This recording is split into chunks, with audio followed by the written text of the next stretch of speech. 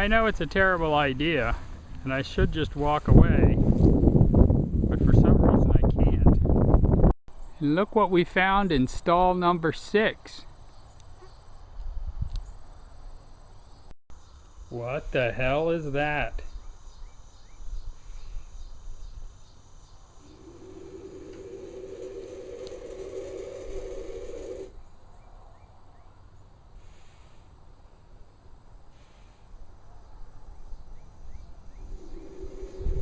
It's scary being out here in the wild.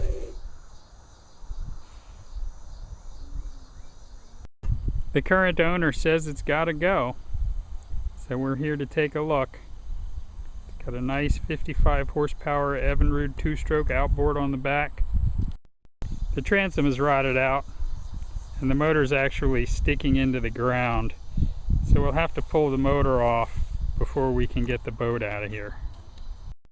There are 4 mounting bolts, 2 on each side, that bolt the outboard mounting bracket to the transom. There's a steering cable that have to be disconnected. A fuel line here. Looks like the ants have set up a colony. There's an electrical cable that goes into the front of the motor, and probably a throttle cable and choke cable. I'm not sure.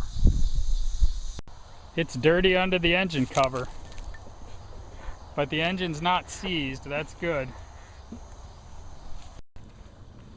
We'll have to disconnect a few things, tuck them up inside the boat, and we'll have to move some stuff out of the way in order to get back into that rear compartment. The boat's in rough shape, but the trailer looks pretty good.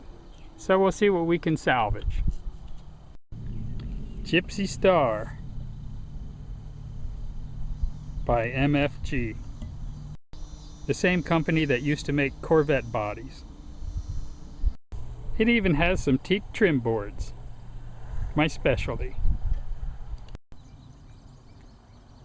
So look for future videos on getting the Gypsy Star put back together or scrapped. Don't know which way it'll go yet.